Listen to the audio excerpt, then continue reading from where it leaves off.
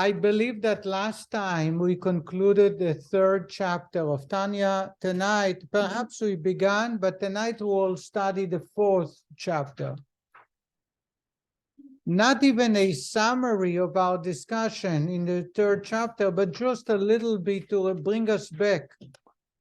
In the third chapter, the Rabbi is talking about the expression of the soul. It's not the soul, but the expression of the soul are divided into two categories: intellect and emotions. Three types of intellectual capacities, chokhmah, bina, dat, and 7 types of emotions, right and left, and the middle, but usually it's right and left. You have kindness, you have gevura, which is strictness, and so on. They are not the soul, but they are the expression of the soul.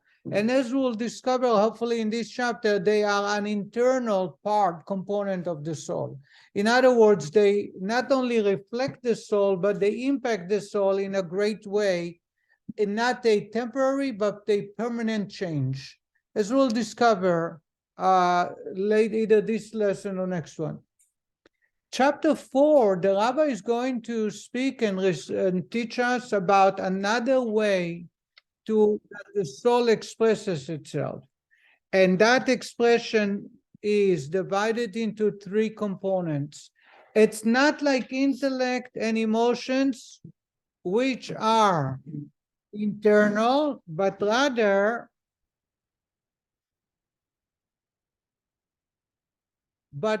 they are external. They are termed garments. I'm giving you a little bit of a summary what we hope to cover today. The soul, my existence, expresses itself in a very external way through 3 garments. And they are thought, the way I'm thinking; speech, the way what I say and when I do not speak; and action, how I express my talent through doing. Those 3 are very external powers of the soul, but the soul learns to express itself through these 3 components. And more importantly, they can elevate the soul to a much greater level than the soul was before, as we will discover. These are the 3 garments that exist. They are the channels to connect to God. If I were to ask you, how does a Jew, other religion will connect the soul to their God, will connect meditation where you do not do anything, you refrain from doing. We as Jews are going to the most lowest expression of the soul, the external aspects of the soul, which is action of all the 3, and it will bring the soul to a much greater level than the soul was before. So if I am to ask somebody, why am I here? The answer is, I can connect to God in a way that I wasn't able to before. You know why? Because I have a physical body. And that physical body possesses thought, speech, and action. Through speech, thought, speech, and action, I am connecting to God in a way that I can never connect before. An angel will not be able to reach and bring pleasure, make God enjoy as much as me by eating kosher, by keeping Shabbat, by giving tzedakah, etc. This is what the Rabbi is going to speak about and expand upon in great details on the first part of chapter 4. I begin at chapter 4, page 76.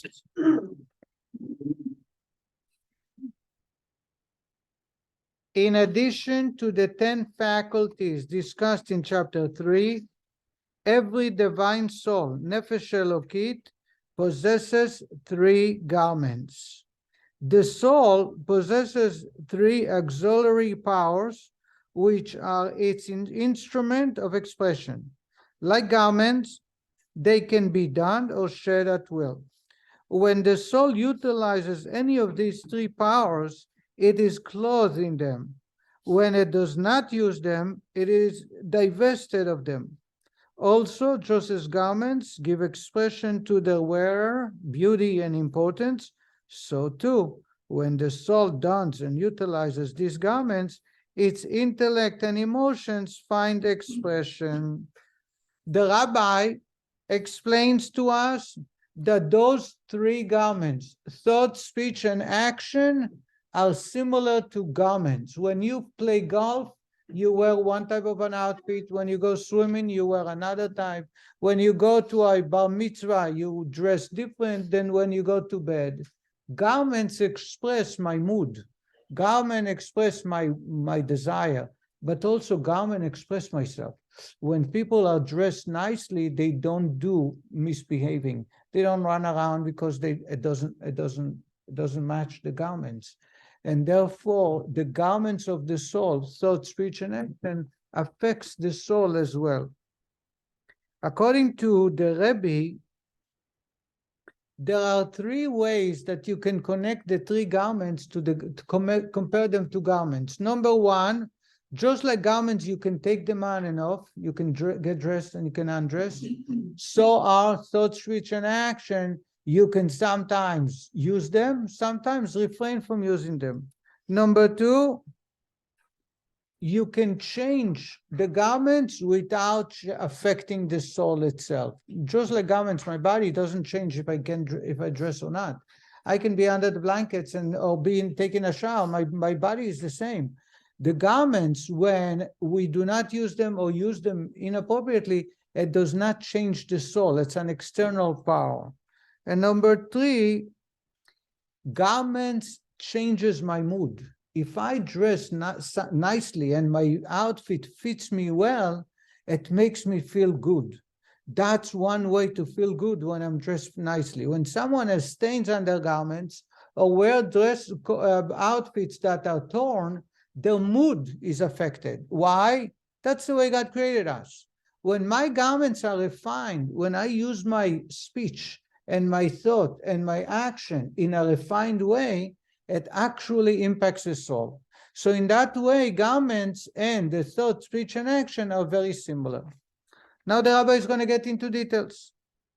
The garments are thought, speech, and action as they find expression in the 613 commandments of the Torah. When God gave us the Torah, God allowed the soul to serve God in 613 general ways. Not all of them are available to every human being, and some of them are divided into many details, like Shabbat. Shabbat has hundreds of ways to serve God, but in general, we talk about 613 commandments, and they can be applied through the garments. So the soul cannot serve God without those tools. The Alter Rebbe now goes on to explain how the divine soul expresses itself through these three garments. For when a person actively fulfills all the precepts of the required physical action, for example, when he does the filling or fulfills the commandment of tzitzit, etc., and with his power of speech, he occupies himself in expounding all the 613 commandments and the laws governing their fulfillments, that is, the person's speech is immersed in the study of Torah, which includes the exposition of the commandments. For example, Tractate Brachot deals with the commandments and laws of blessings. Tractate Shabbat deals with the commandments of laws of Shabbat observance, etc.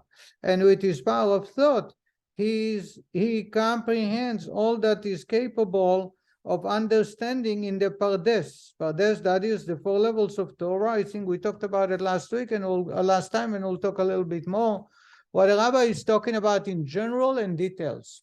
In general, when I occupy myself in the study of Torah, when I occupy myself with the fulfillment of God's commandments, let's say I help someone cross the street, I give someone advice, I do a kind act, I serve God by celebrating Passover, any of the commandments God gave us, my entire body, which as we'll discover, includes 613 veins and sinews, is connected to God.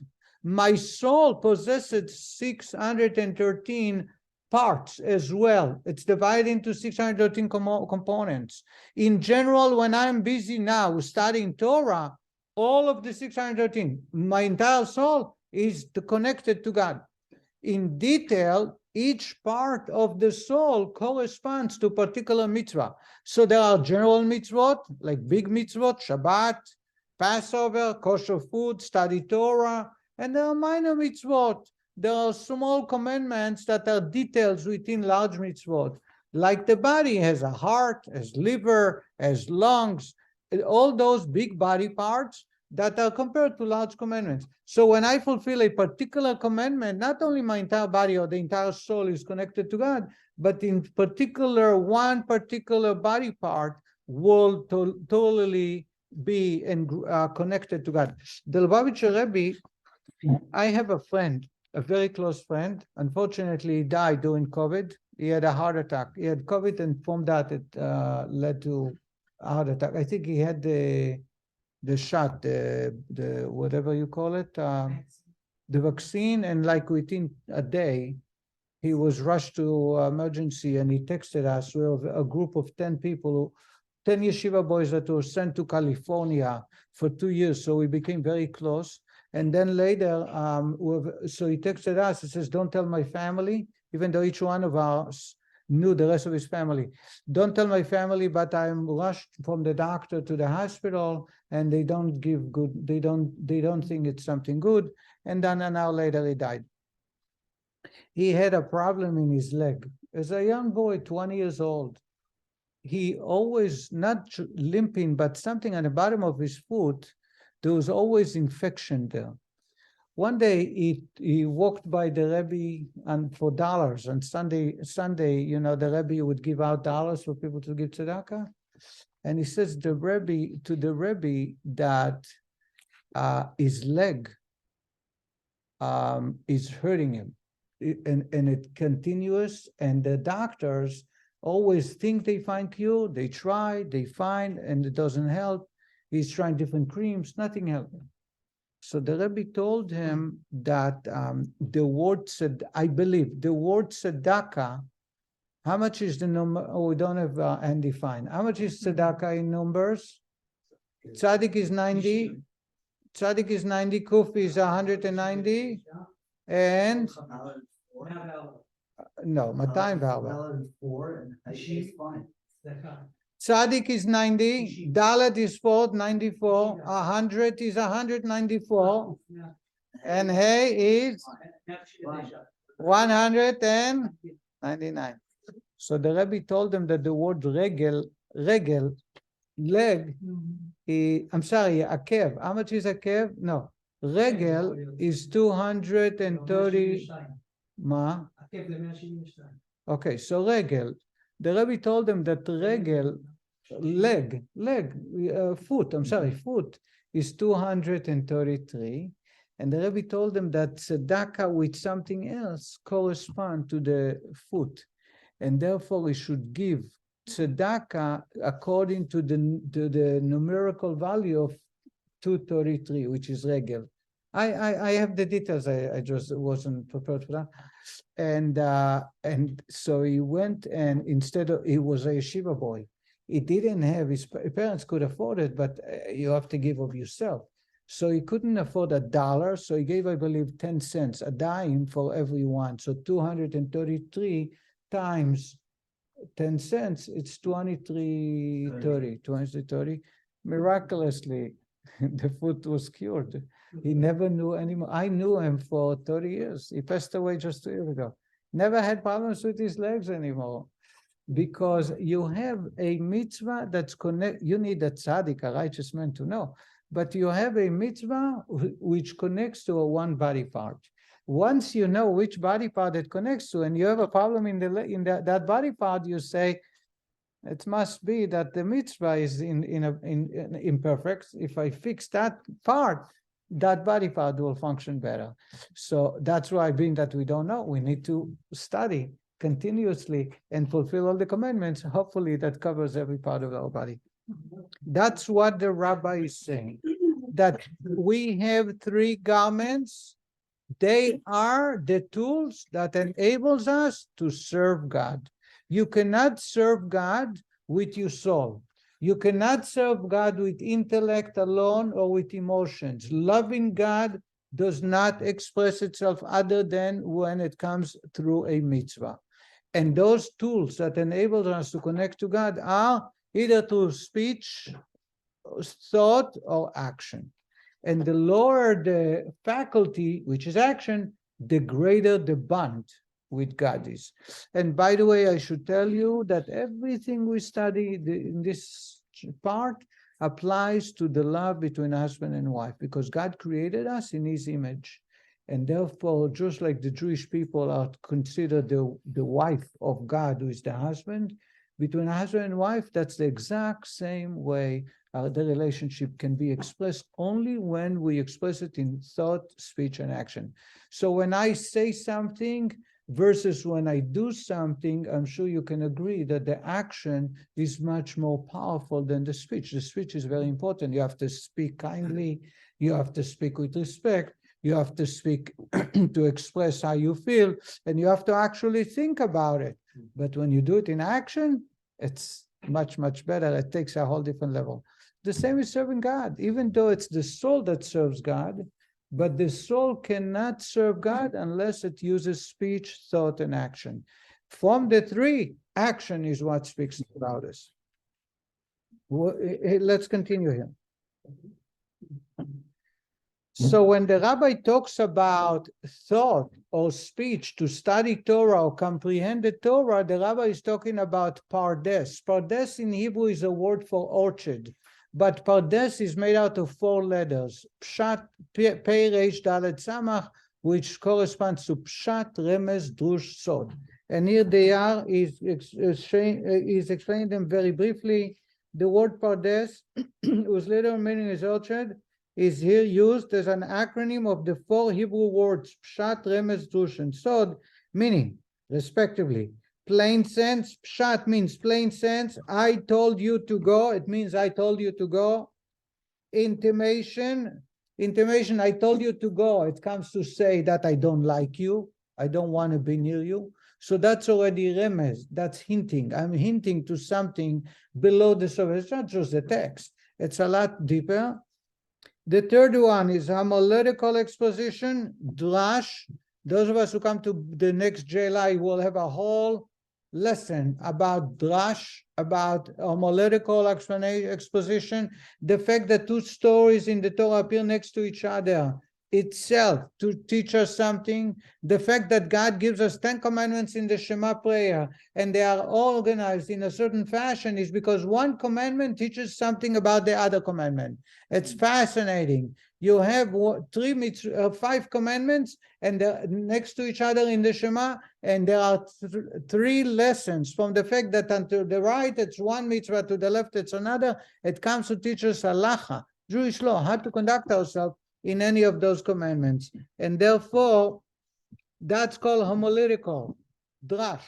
And sod is the mystical, the esoteric meaning, the 4 levels of scriptural interpretation. So every part of the Torah is divided into 4 components. The simple one, the second one is the hints. As I told you, if I told you to leave the room, what I said is simply, but the hint is it's because something wrong between us that I don't like you anymore. And the drash is the fact that I said to you also something else, or I said it to same thing to somebody else, means something it's another layer. And the 4th one is the esoteric, mystical way that the tradition that came with the text, a tradition to understand and read the text in a totally different light. So there are 4 ways to expand, to develop the Torah when we study God's commandments, and when we use our brains, we are connecting to God. We allow the soul to connect to God. Then all of his soul's 613 organs are clothed in the 613 commandments of the Torah. Just as the human body consists of 248 organs and 365 blood vessels, corresponding to the Torah's 248 positive commandments, 365 prohibitive commandments, 613 in all, the soul similarly comprises 613 organs, the spiritual counterpart of the 613 bodily organs, each organ corresponding to a specific commandment. when through its three garments, thought, speech, and action, the soul embraces all the 613 commandments, then all 613 organs of the soul are enclosed in all 613 commandments, each organ of the soul in its related commandment. I'm going to explain it very simply. You do not need, and this is a question that was asked 2 or 3 lessons ago, you do not need to fulfill all these 613 commandments to be totally connected to God. You need to to be willing to serve God at this moment as best as possible, and in that way you are serving God completely without anything missing. So if I am involved now in serving my wife because my wife needs my help, or she's in a situation where she needs somebody to be there for her, I am doing it because God commanded me to respect my wife. I am serving God with all 613 commandments. If I am there for my children because they need a father figure, or they need someone to teach them, or to make sure they eat well, or to make sure they do exercise, so I take them across the bridge, I'm serving God with all my 613 commandments.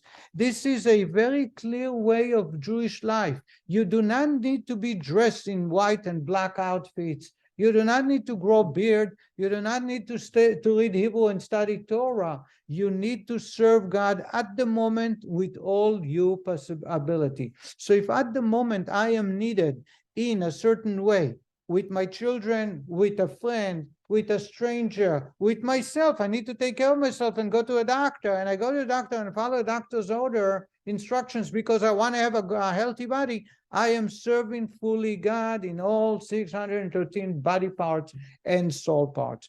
That explains that by Jewish law, I'm not here to tell you that it's acceptable all the time. You need to consult a rabbi. But Jewish law tells us that if you're busy with doing one commandment, you are exempt from performing other commandments. Anybody heard of that rule? You heard of that, right? And the question is, how come? An oval is one example. And many people ask why, how come? And what's the answer? When you're busy serving God in one way, you fulfill all the commandments. So therefore, you are not missing anything. So you don't have to stop and do another mitzvah. Harry brought an example that happens every day, all the time, and for many people. I don't like that. It's not a happy example. I'm going to use a simpler, much happier example, and that is Rabbi Shimon Bar Yochai, who was busy in the cave studying Torah for 13 years. He was hiding from the Roman Empire because they chased him to kill him. While he was there, he did not fulfill any of God's commandments, except he would once a day say the Shema and then study Torah. He didn't put on tefillin, he didn't put on talis, he didn't eat matzah, he did not fulfill all of God's commandments. Kiddush, Abdallah, Amida, tefillin, all that didn't apply to him. Why? Because he studied Torah to such level that he didn't stop. He wasn't stopping, and therefore, by studying Torah, he had fulfilled all of God's commandments. I'm not here advocating that if you're busy doing a mitzvah, you shouldn't do the other mitzvot, because it's not so simple. However, this is part of Jewish law. In Jewish law, if I'm busy with one mitzvah, I'm exempt from fulfilling other commandments. It does not apply. It does not apply to negative prohibitions. If I'm busy in study Torah, it doesn't give me an allowance to eat treif, to eat ham. Negative prohibitions are always restricted. You're not allowed to eat non-kosher. You're not allowed to lie. You're not allowed to cheat and this. But the positive commandments, if I'm busy with one mitzvah, I'm exempt by Jewish law from other mitzvah. Why? Because when I am serving God with one mitzvah in my entire body and soul, all my three garments are engulfed in serving God, I am connected to God with all my body, all my soul, all 613 organs of the soul, and all 613 organs of the body. Note the Alter Rebbe emphasized the word all the precepts which require physical action in expounding all of the 613 commandments, all that he is capable of understanding. Should these garments fail to include all 613 commandments, were he to omit one specific commandment, then the corresponding organ of the soul will remain bereft of its mitzvah garment. What the Rabbi is saying is that when you serve God, you cannot make conditions. You cannot say, I'm serving God, but not at night. I'm serving God, but not when it comes to eating. When it comes to eating, I cannot stop from eating out. It doesn't work like that. When you serve God, even if you're busy now with one commandment, you need to be willing to wholeheartedly connect to God. In relationship between a husband and wife, if a man or the wife says, I am all open before you, except with my business, except with one person, this is in Jewish law considered cheating. It's unacceptable. I've had many instances, especially when the internet started, when a man would say that in the internet world, you would call it before the word cloud became part of internet, but you would call it in the up in the web. That's he said to his wife, it will go with me to the heavens. I will not share with you my friends. You correspond. I don't think that there was a physical connection with other female, but he had corresponded with other females because he claimed that they fulfilled some needs, whatever. And I explained to him that when he committed himself into marriage, there is no boundaries. You cannot just segregate a section of your life and say, that's not where I am committed to you. That does not work. The same is with God. You cannot just segregate one section and say, in that area, I'm not. Of course, nobody is perfect. Of course, we're not going to do the right thing. Of course, we're not always going to behave properly.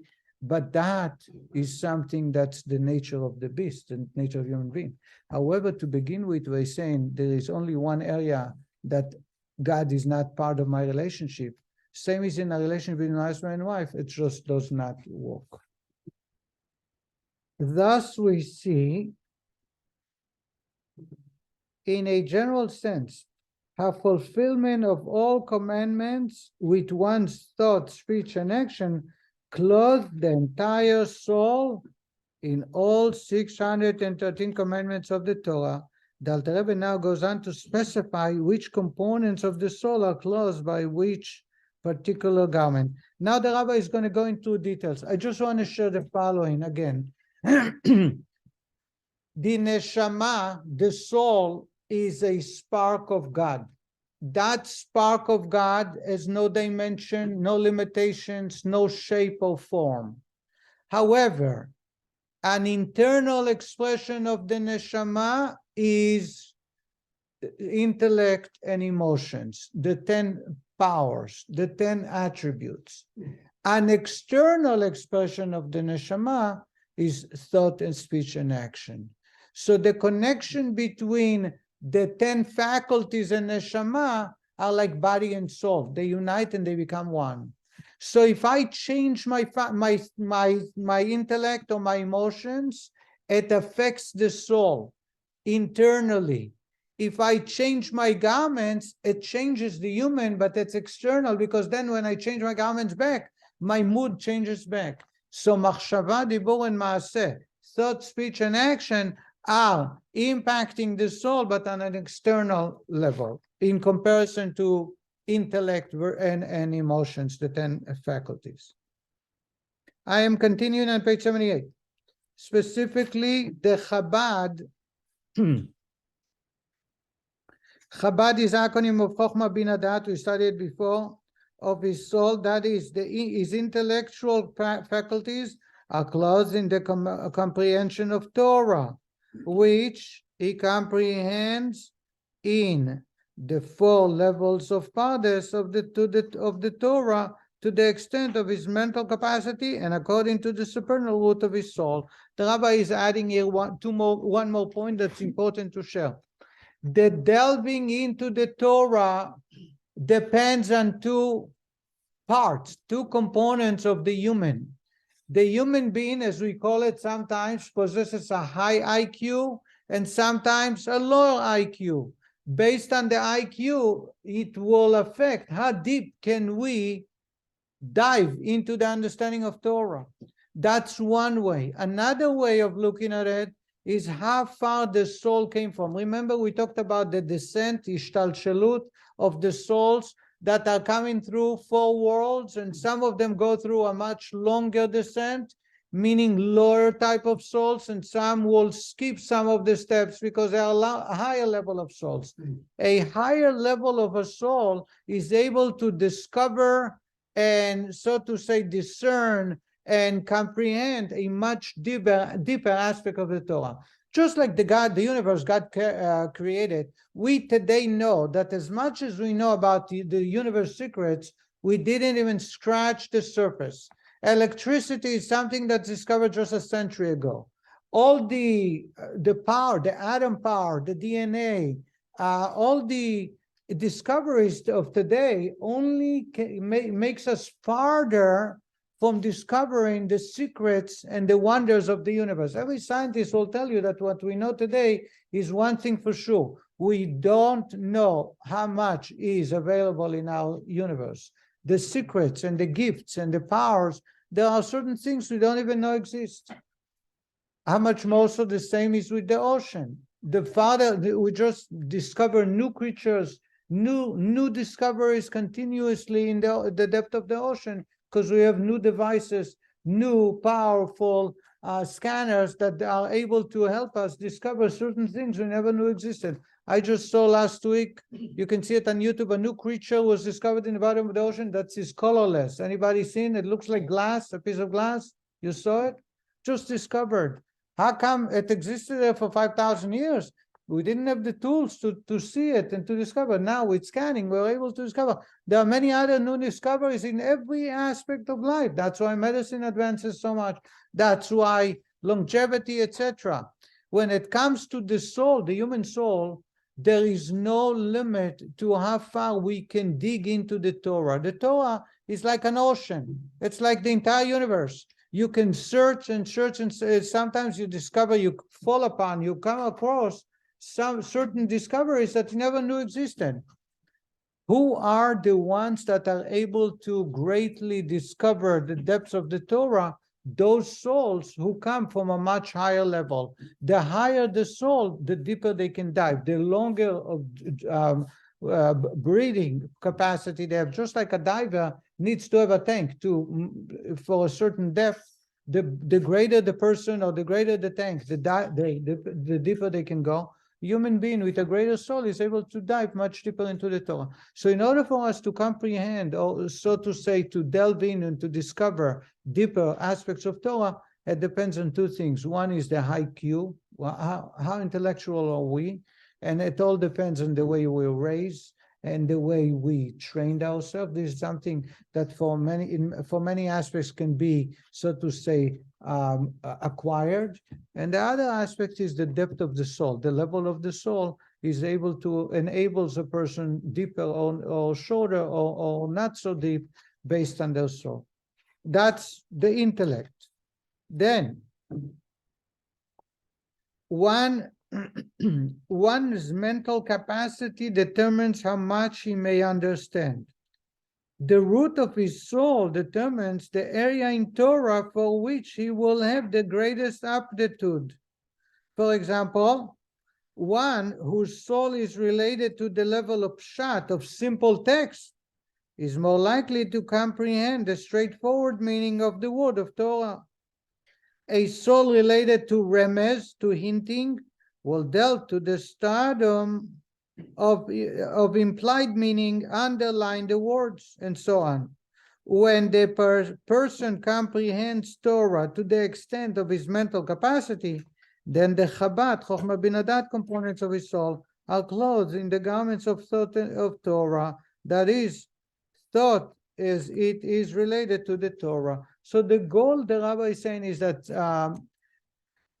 another very important part, and that is the Torah is so vast, so many layers and so many topics. The Torah, the Jewish law tells us that a person should always search and study Torah where he finds it most interesting. I do not study Torah because my father wanted me to study that area. This is anti-Torah. This is anti-God. I study the Torah or the parts of Torah I enjoy, that I find meaningful, that speaks to me. And therefore, because that's where I can discover much deeper than if I studied other areas. So you can have two brothers or brother and sister. One likes to understand the simple text. I had a grandfather that every 2 weeks you travel very far. You travel by 3 buses. You travel 2.5 hours each way just to study with his grandchildren in Israel. And every 2 weeks you would come from Petah Tikva, which is a big city, to Kfar Chabad. You would take 3 buses. You would need 3 buses, 2 or 3 buses. It would take him 2.5 hours each way. And you would come with a basket with candies. When I grew up, my parents couldn't afford candies. So you would have the bamba and bisli. Anybody knows what bamba and bisli is? So you would have bambas and bislis, and you would say to us, let's study. And each one of us will go into the living room. You'd lock the living room so no one can disturb him, and you would study Torah with us. As I grew, I'm the oldest grandson, I would study Torah with commentary, with Rashi and Tosfot. Tosfot is the French commentators, a group of commentators, rabbis that ran away from the Christians, and they hid in mountains, and together they studied Torah without the fear, without thinking about the outside. And later, all their commentaries were compiled together as called as Tosfot. Every book of Talmud, Jewish Talmud, will have Rashi on one hand and Tosfot on the other hand. Rashi and Tosfot were about the same era in the same place. Rashi was born in France and died in France, I believe.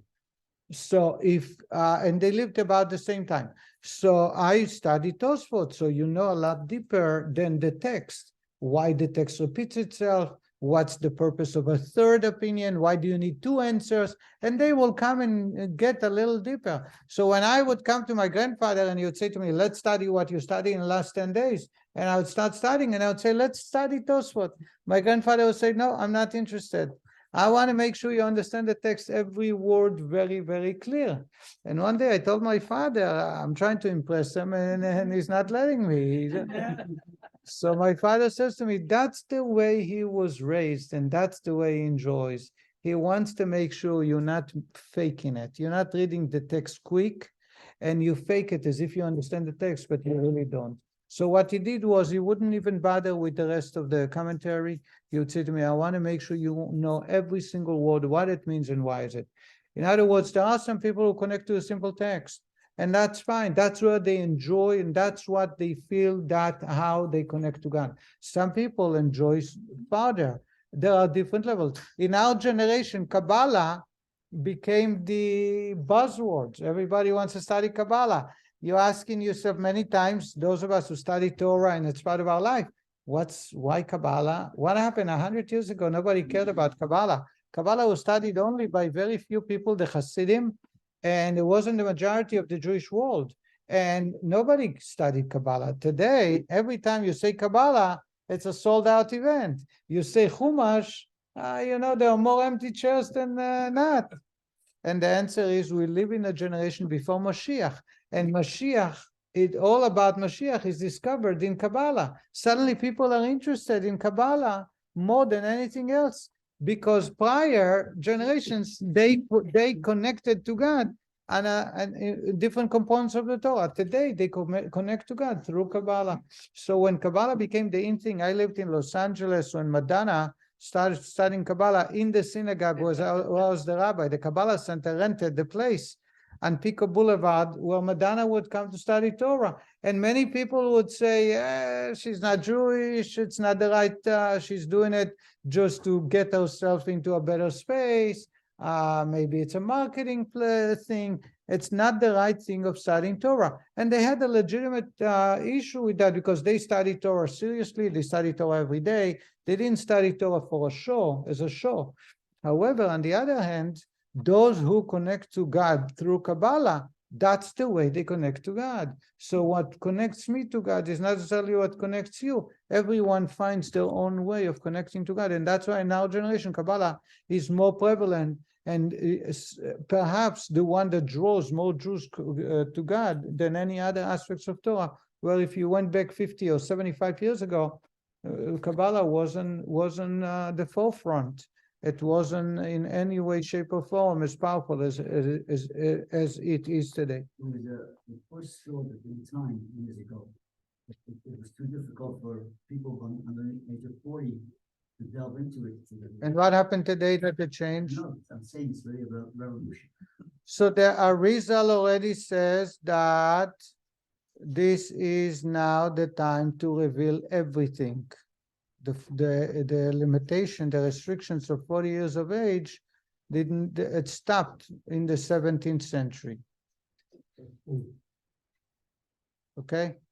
I that's half of it. We haven't delved into Kabbalah. I know. I understand you. However, today, realistically speaking, majority of Jews in this universe who are connected to God, they are connected through Kabbalah. It's the reality. There's no denying. There is another way of addressing it. The Rabbi once said that when there is fire is holding in the house, you don't start contemplating what's more valuable to save. You save whatever you can.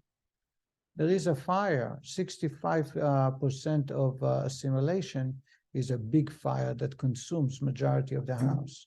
So whatever, any way, shape, or form you can save a Jewish soul for staying connected to God, you must utilize. Now the Rabbi is going to talk about the emotions. So right now we had the intellect, which is through thought,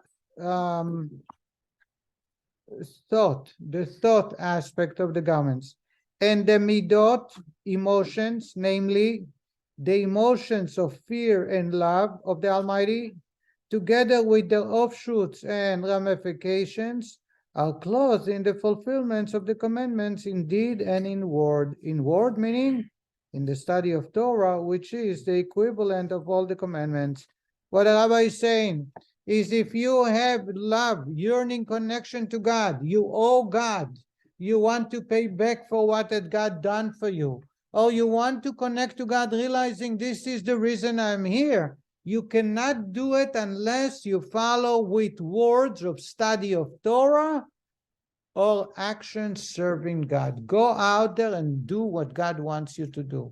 Be kind to another person. Serve God with the commandments of eating kosher, of doing business in honesty, of inviting people over to the house, of helping the poor. Every commandment, action, is how you express love towards God. Just thinking in my heart, I love God in my heart, has no value in the relationship between us and God. The Alter Rebbe's previous statement that in comprehending Torah, the soul's faculty of intellect clothes itself in thought requires no further elaboration. It goes without saying that the intellect can comprehend Torah only through the vehicle of thought. However, his latter statement, however, page 79, that the midot, the emotions, are clothed in the fulfillment of the commandments in deed and or in word, requires further amplification. What connection do the midot of fear and love have with action and speech? The seat of the emotions is in the heart. How do they come to clothe themselves in actions which are done with one's hand, done in tefillin, for example, or in speech, where one uses his mouth, such as the oral Torah study? Says the Rabbi. In answer to this question, the Alter Rebbe explains that completeness in the performance of the commandments demands love and fear of God. One can bring to his fulfillment of the commandments the fullness generated by vitality and depth of feeling only when he is imbued with fear and love of the Almighty. In the Alter Rebbe's words, the Rabbi is going to explain that the true service of God, the true expression of loving God or fear of God, can be expressed through action, through study of Torah, or through the fulfillment of the commandments. There is no other way to show that I love God. Why? For love is the root of a Jew's observance of all the 248 positive commandments. From it, they issue forth, and without it, they have no true substance. For he who fulfills them in truth is he who loves God, God's name, and who truly desires to cleave to him. Now, one cannot truly cleave to him except through the fulfillment of the 248 positive commandments. Later on, we will get into many more details, but in general, the Rabbi says, if you love God or you fear God, you can express it only by serving God in the commandments. You cannot disobey God and say, I love God. Just like your spouse, you cannot say, I love you, and do not be on time. You cannot say, I love you, and when she says, help me clean off the table or take out the garbage, because the garbage can is full, and you say, I'm sorry, I'm tired, but I love you anyway. It doesn't work like that. Serving God, God made it clear. This is his desire, and that's what makes him happy. If I love God, I want to make God happy, to please God, and that is through keeping God's commandments, or to have fear of God, as we'll discuss in a moment. Thus, one's love of God and desire to cleave to him dictate that he observe the commandments. Why is it possible to cleave to God only by fulfillment of the commandments? For they are the 248 organs of the King of God, King of the universe, as it were, as is explained elsewhere.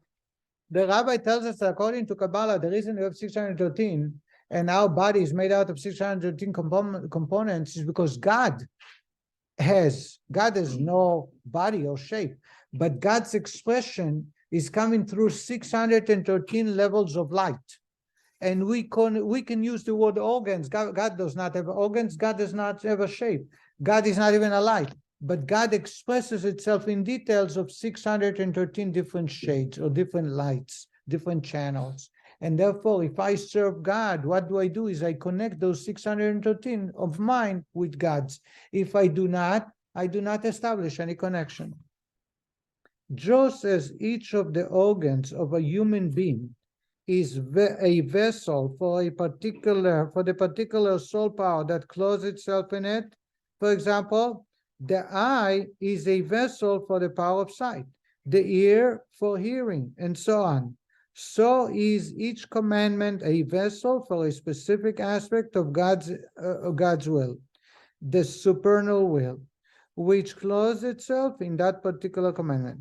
Each commandment expresses not only the supernal will that a specific act be carried out, but also the particular of its observance.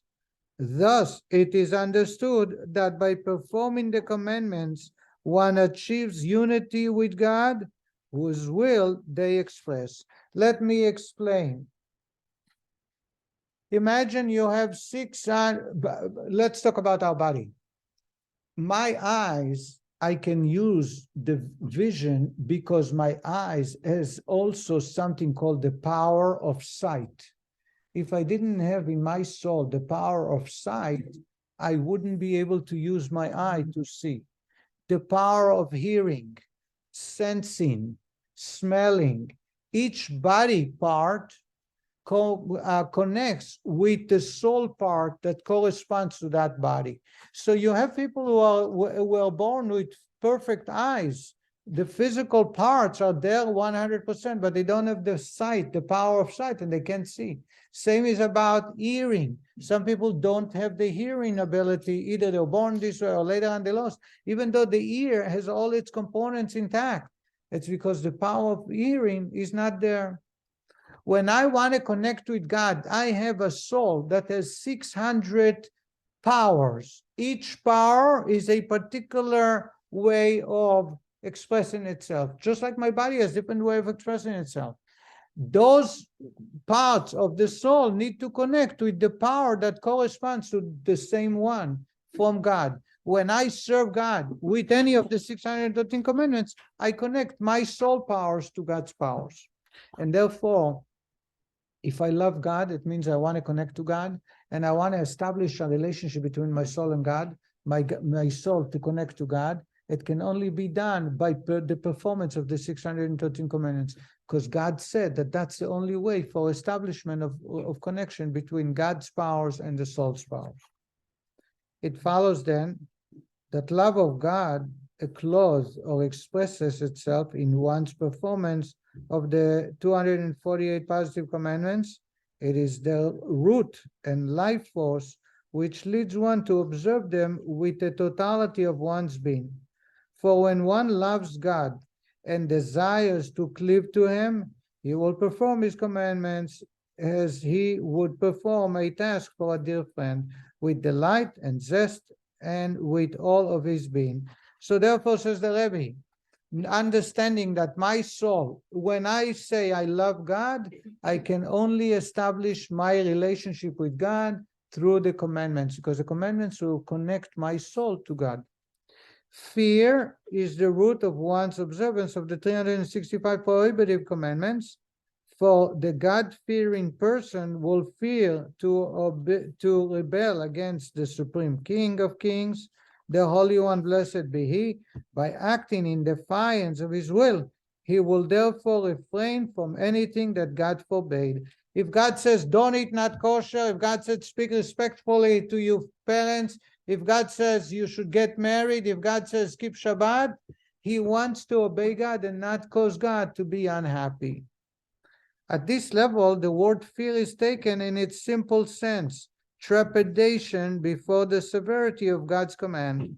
Or, says the Rabbi, a deeper level of fear, that he feels ashamed before God's greatness, so that he will not rebel against him, against the whole seen eyes of his glory, by doing what is evil in his eyes. Those of us who have been to the last July who discuss it in details, fear is not necessarily fear of punishment. Fear also is ashamed. He is ashamed knowing that God is watching over him, and he wants to make sure that God does not misbehave in front of God.